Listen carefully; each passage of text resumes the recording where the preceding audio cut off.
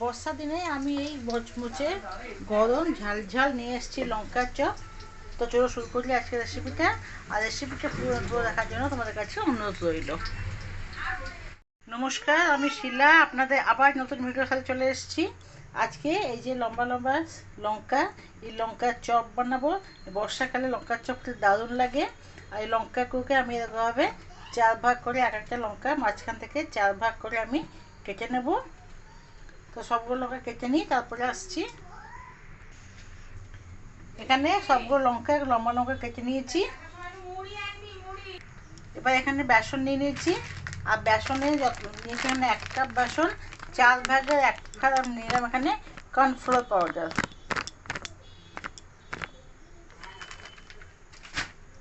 এরপর এর মধ্যে আমি দিয়ে দেবো লবণ, গরম মশলা, হলুদ আর কালো জিরে। আর দেবো এখানে সামান্য খাওয়ার সোডা।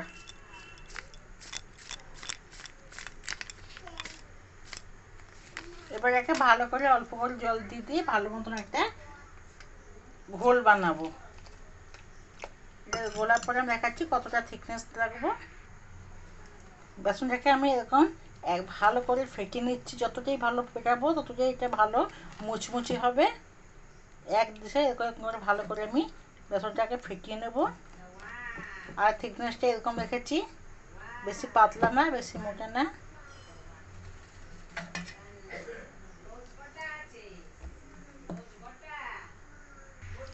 বেসন ভালো করে ফাটানো হয়ে গেছে। এরপর তেল বসিয়ে দিচ্ছি। এবার একটা করে লঙ্কা করে নেব, আর এই বেসনের মধ্যে দিয়ে ভালো করে ডুবিয়ে ডুবিয়ে কোট করে তেলের মধ্যে ছাড়বো। এখন বর্ষাকাল বন্ধুরা, এই লঙ্কার চপ খেতে খুব ভালো লাগে। আর আমাদের এখানে মেলা বসে থাকে, এই মেলাতে এগুলো বিক্রি করে 20 টাকাতে 4টে করে দেয়। খেতে দুর্দান্ত লাগে, কিন্তু দাম অনেক বলে আমার খেতেটা অতটাও ভালো লাগে না। আরও সরু করে দেয়। আমি তো একটু মোটামুটা করেছি, 1টাকে 4 ভাগ করেছি, ওরা 1টাকে 6 ভাগ 8 ভাগ করে। ওইটাতে আমরা ঘরে বসে এখন বর্ষাকালে খাই, দুর্দান্ত খেতে লাগে।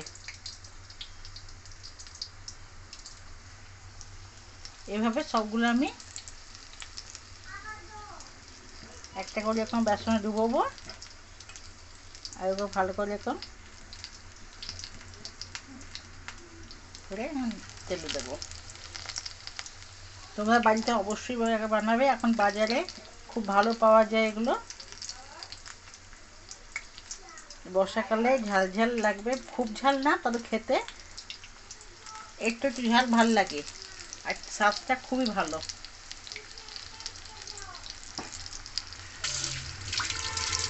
বর্ষা দিনে খেতে এগুলো খুব সুন্দর লাগে।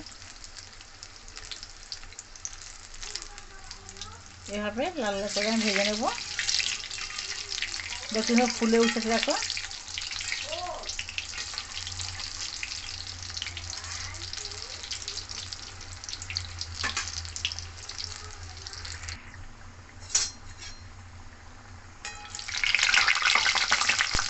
এবার লাল লাল হয়ে গেলে দেখো কি সুন্দর হয়ে গেছে। তুলে দেবো। এ দেখো কতটা মচমচে হয়েছে, রাখার সময় শব্দতেই বুঝতে পারছো।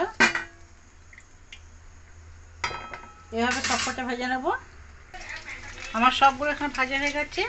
আর কেমন হচ্ছে রেসিপিটা অবশ্যই কমেন্ট করে জানাবে। ভালো লাগলে লাইক করে দেবে। আর নিত্য নতুন রেসিপি আপডেট পাওয়া যায় চ্যানেলটি সাবস্ক্রাইব করে দেবে। ভালো থাকবে, সুস্থ থাকবে। কালকে আবার একটা রেসিপির সঙ্গে দেখা হবে। ধন্যবাদ।